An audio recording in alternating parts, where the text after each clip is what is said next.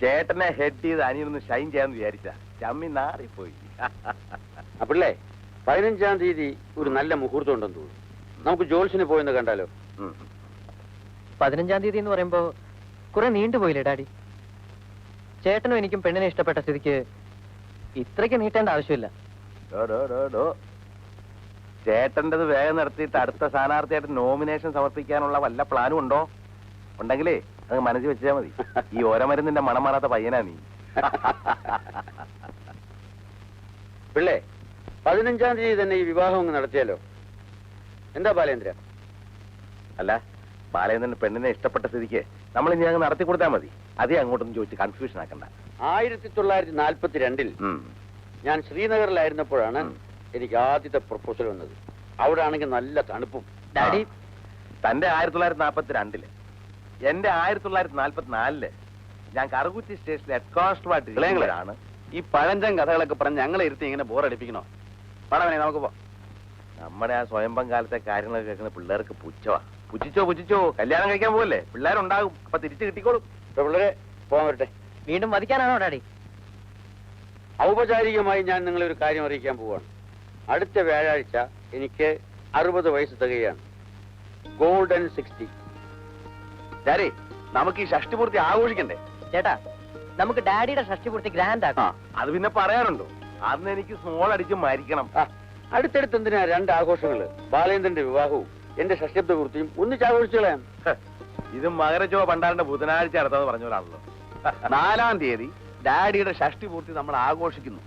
Daddy ചുമ്മാ candidate ആയിട്ട് നിന്നാ മതി, ബാക്കി കാര്യം ഞങ്ങൾ ഏറ്റു.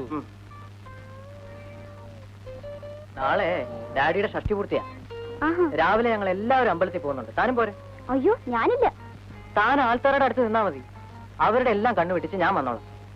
ദേ, നമ്മുടെ കാര്യം എളുപ്പം സോൾവ് ആണെങ്കിലേ തന്റെ അമ്മായച്ചന് വേണ്ടി ഒരു പുഷ്പാഞ്ജലി നടത്തിയത്. നാളെ അറിയണ്ടേ? തിരുവാതിര. ഇനി അച്ഛന്റെ മുമ്പ് കൂടി ചെന്ന് പെട്ടാലേ ബിനുവിന് തൃപ്തിയാവും. എന്റെ ഡാഡി ഉടനെ ലീവില് വരാറായിട്ടുണ്ട്. ഇതെല്ലാം കൂടി കേട്ടാ കുശാലായി. അതൊന്നും ഇല്ലടോ. ഒന്നിച്ച് എല്ലാവരും അറിയുന്നതിനേക്കാൾ നല്ലത് 1 by 1 ആയിട്ട് അറിയുന്നത്. അപ്പൊ അതിന്റെ ടെമ്പോ ഒന്ന് കുറഞ്ഞു കിട്ടും. ബിനുവിന് അത് പറയാം. ഇങ്ങനെ പേടിയുള്ളൊരു പാർട്ടി. ആ കാരണം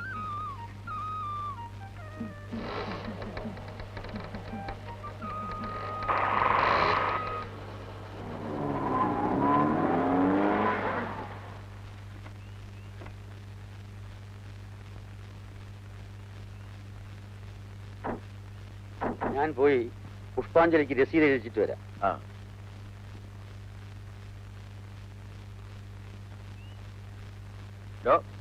താനെന്താ അങ്ങോട്ട് ഇട്ട് നോക്കി നിൽക്കുന്നു? തൊഴാൻ വരുന്നില്ലേ?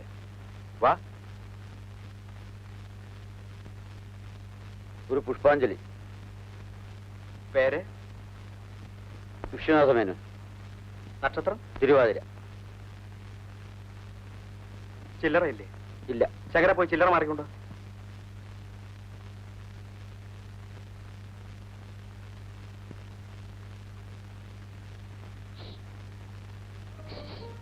ഒരു പുഷ്പാഞ്ജലി.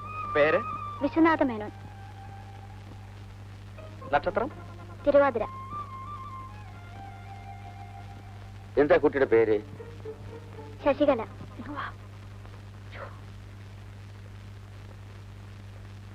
എന്താടോ തൊഴുകയാണോ? അത് പിന്നെ അച്ഛന് പുഷ്പാഞ്ജലിക്ക്. അത് ശരി.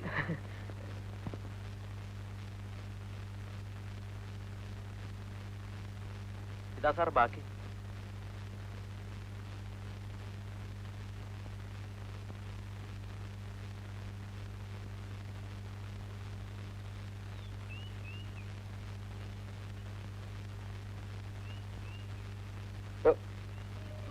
എനിക്ക് വേണ്ടി പ്രാർത്ഥിക്കാനും പുഷ്പാഞ്ജലി നടത്താനും എന്നെ സ്നേഹിക്കുന്നവർ ഈ നാട്ടിൽ വേറെയും ഉണ്ട്.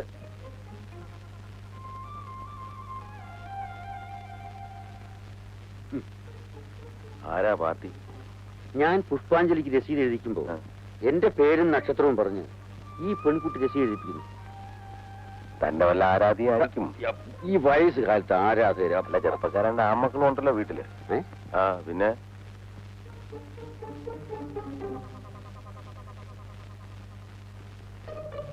വാ, പുഷ്പാഞ്ജലി എടുത്ത.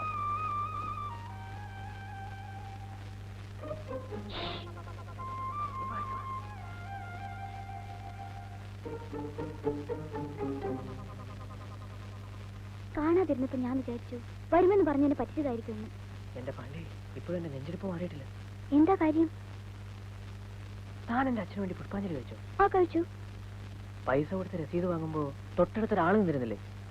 അതാരാ പാർട്ടി എന്നറിയാവോ? ഇല്ല. അതെ, എന്റെ തന്തപ്പടിയാ. അയ്യോ, ഞാൻ ഡാഡിയുടെ പേരിൽ പുഷ്പാഞ്ജലി നടത്തിയതിൽ ഡാഡിക്ക് വല്ല സംശയം തോന്നിക്കാണോ? ആ, ഡാഡിക്ക് തന്നെ അറിഞ്ഞിട്ട് വേണ്ടേ? പതുക്കെ വലിഞ്ഞു. ഡാഡിയും പിള്ളേങ്ങളും ഇപ്പൊ ഇങ്ങെത്തും.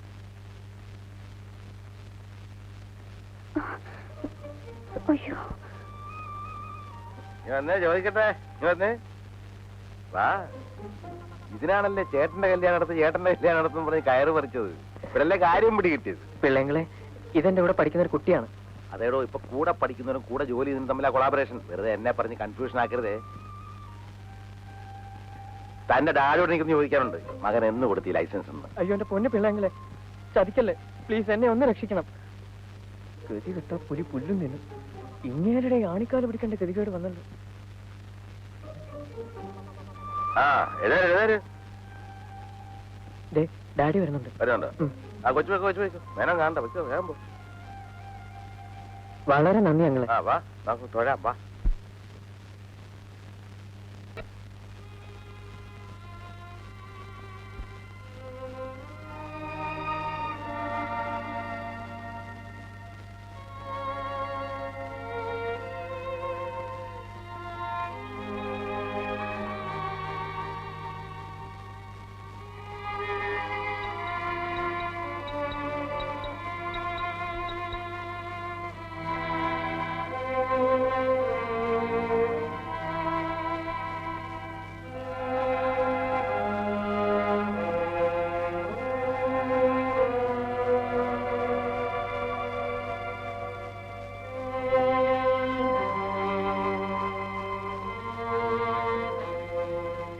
പപ്പാ, മേനോന് വേണ്ട സാധനങ്ങൾ വീട്ടിൽ എടുത്തോണ്ട് വാ.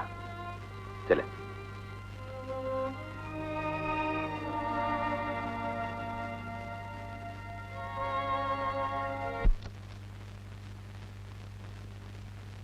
വിനോദ് സാർ നല്ല ഉറക്കമാണെന്ന് തോന്നണല്ല.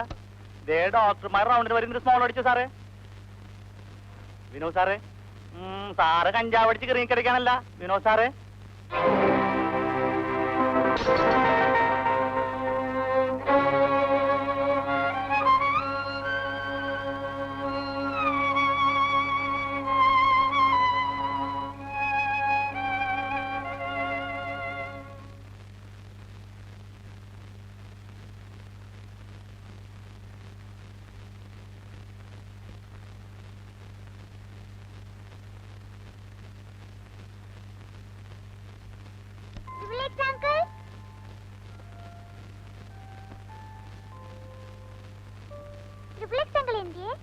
Triple X അങ്കിളോ?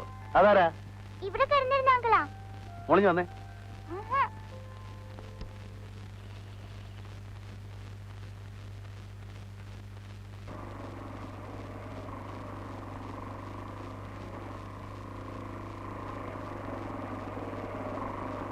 രണ്ടു മൂന്ന് ദിവസമല്ലേ വിനുവിനെ കണ്ടിട്ട്. ഞാൻ എത്ര സമയം ബസ് സ്റ്റോപ്പിൽ കാത്തു നിന്നറിയോ? ഡാഡിക്ക് പെട്ടെന്ന് സുഖമില്ലാതായി. ചെറിയൊരു അറ്റാക്ക്. എന്നിട്ടിപ്പോ സിറ്റി ഹോസ്പിറ്റലിൽ അഡ്മിറ്റ് ചെയ്തിരിക്കുകയാണ്. ഇപ്പൊ കുറവുണ്ട്. കുറച്ചു ദിവസം ആശുപത്രി കിടക്കേണ്ടി വരും. ഞാൻ ഡാഡിക്ക് കാപ്പിയായി പോവാ. എനിക്കൊന്ന് ഡാഡിയെ കണ്ടാ കൊള്ളാമെന്നുണ്ട്.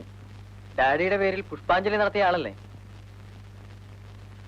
ഇനി കണ്ടാൽ തൊണ്ടിയോടെ പിടിച്ചു തന്നെ.